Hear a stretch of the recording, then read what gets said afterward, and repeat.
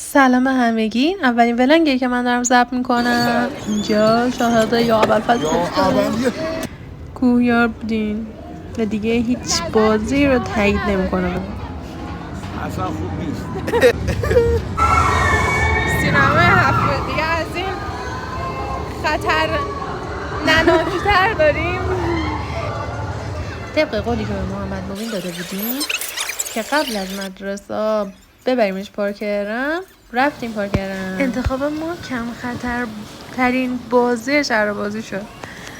رفتیم و سوار این ماشین های برقی بزرگ سالان شدیم. خیلی خیلی هم خوش گذشت، خیلی حالات. این 2 نفر بازی کردم، منم رفتم شیک خریدم برای خودم و مامانم و اینکه محمد مبینم قدرتش رو اندازه گیری کرد. بعد تنهایی رفت 2-3 تا بازی خطرناک سوار شد.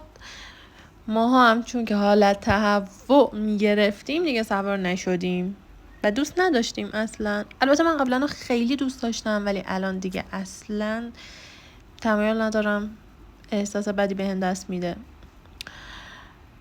اینم که سقوط آزاده. قبلا من 3-4 بار سوار شده بودم دوران جوانی.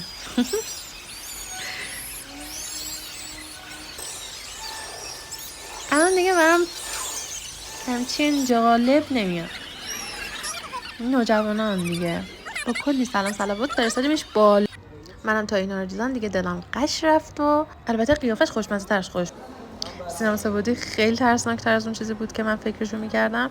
البته توش چون مارم داشت، من فوبیای مار دارم، هم بی تاثیر نبود.